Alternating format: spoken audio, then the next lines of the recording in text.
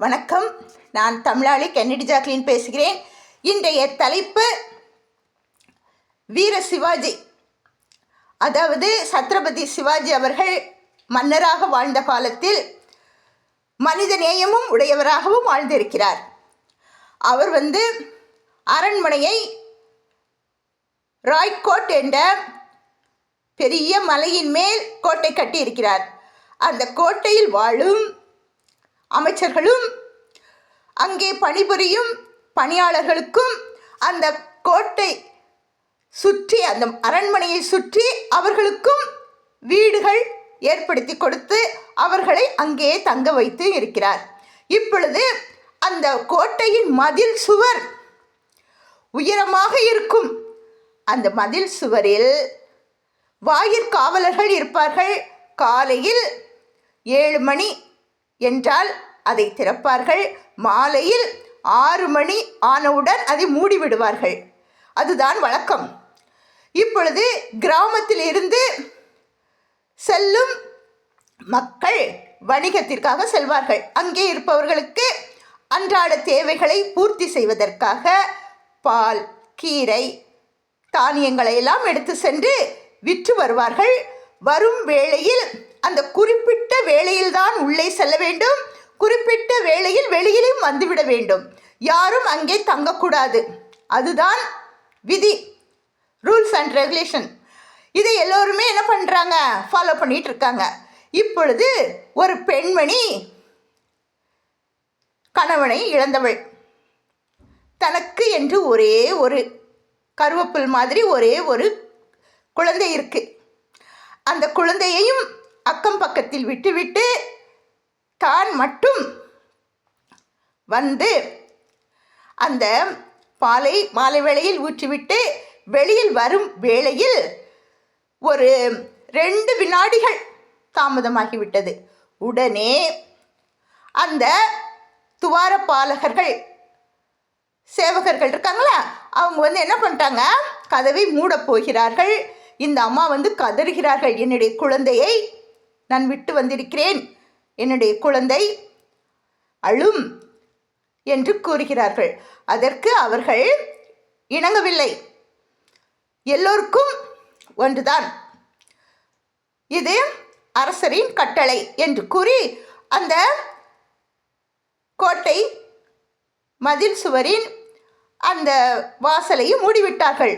உடனே இவள் அழுகிறாள், புலம்புகிறாள், துடிக்கிறாள். இப்பொழுது அங்கே வந்த ஒரு முதியவர் கூறுகிறார், என்னைக்குமே முதியவர்கள் என்றால் அன்பு இருக்கும், பாசம் இருக்கும், இரக்கம் இருக்கும், கருணை இருக்கும். அவர்களுக்கு எல்லாம் தெரிந்தவர்கள், அவர்களுக்கு அனுபவம் இருக்கும். உடனே அந்த பெண்ணிடம் கூறுகிறார், மகளே வா, என்னுடன் வா, நான் உனக்கு ஒரு குறுக்கு வழி காட்டுகிறேன். ஆனால் அது பயங்கரமான பள்ளத்தாக்கு மாதிரி இருக்கும், அந்த வழியில் நீ சென்று விடு என்று கூறுகிறார். உடனே இவளும் பின்னால் செல்கிறாள். அங்கே பார்த்தால் மதில் சுவர் மேல் ஏறிவிட்டாள். பெரிய பாறை செங்குத்தாக இருக்கிறது. அந்த செங்குத்தான பாறையில் நீ நடந்தெல்லாம் செல்ல முடியாது, தத்தி தத்தி தவழ்ந்து தவழ்ந்து தான் நீ செல்ல வேண்டும். அங்கே பூரான் இருக்கும், தேள் இருக்கும், பாம்பு கூட இருக்கும். ஆனால் உன்னுடைய உயிருக்கு நீ துணிந்தால் செல், உன்னுடைய பிள்ளையை பார்க்க வேண்டும் என்று கூறுகிறாய், இதுதான் வழி என்று கூறிவிட்டு சென்று விட்டார். உடனே இவள் அங்கே இறங்கி செங்குத்தான அந்த பாறையில் தவழ்ந்து தவழ்ந்து என்ன பண்றா, கீழே இறங்கி வருகிறாள். அடுத்த நாள் காலையில் அந்த துவாரபாலகர்கள் கதவை திறக்கிறார்கள். அங்கே அவர்களுக்கு ஆச்சரியம் காத்து கொண்டிருக்கிறது. கையில் குழந்தையுடன்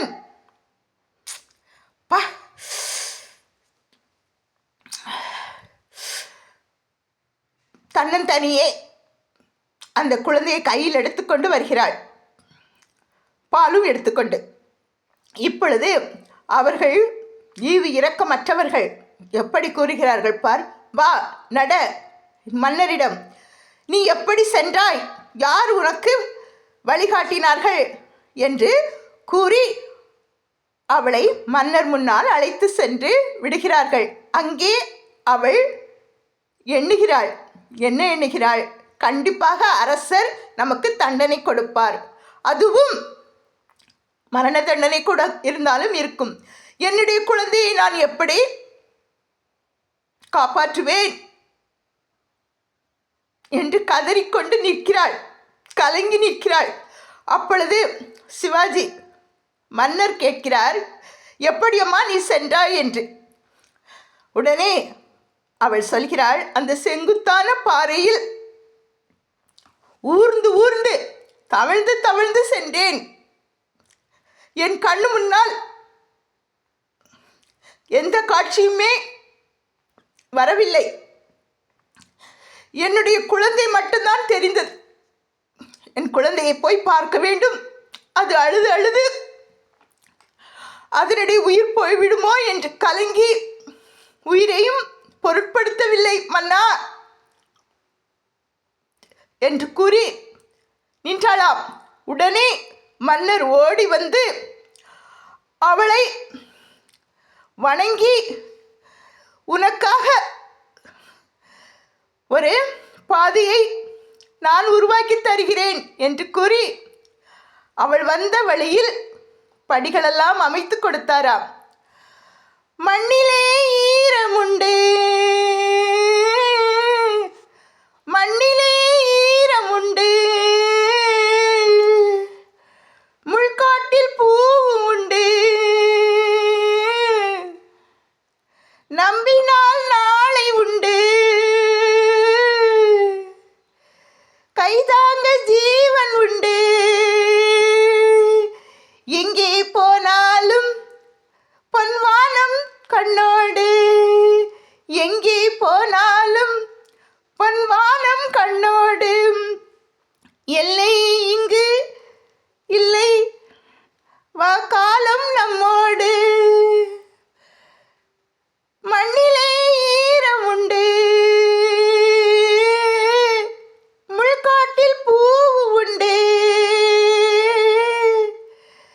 நம்பினால் நாளை உண்டு என்று கூறி நான் நம்பிக்கையுடன் சென்றேன். நாளை என் குழந்தையை சந்திப்பேன் என்று சென்றேன். அந்த செங்குத்தான பாறையில் தவழ்ந்து சென்றேன் மன்னா என்று கூறி நின்றாளாம். நன்றி வணக்கம். அவளுக்கு தக்க சன்மானமும் வழங்கி அவளை வீரத்தா என்று பாராட்டினாராம் மாமன்னன் வீர சிவாஜி. வாழ்க வளர்க வீரம் தாய்மை என்று கூறி உங்களிடமிருந்து விடைபெறுகிறேன். நன்றி வணக்கம். உங்கள் தமிழாளி கென்னடி ஜாக்லின். இதை கேட்டுட்டு லைக் பண்ணுங்க, ஷேர் பண்ணுங்க, சப்ஸ்கிரைப் பண்ணுங்க. இதுவரைக்கும் லைக் பண்ணி ஷேர் பண்ணி சப்ஸ்கிரைப் பண்ணி இருந்த அனைவருக்குமே என் மனமார்ந்த நன்றியினை தெரிவித்துக் கொள்கிறேன். உங்கள் தமிழாளி கென்னடி ஜாக்லின்.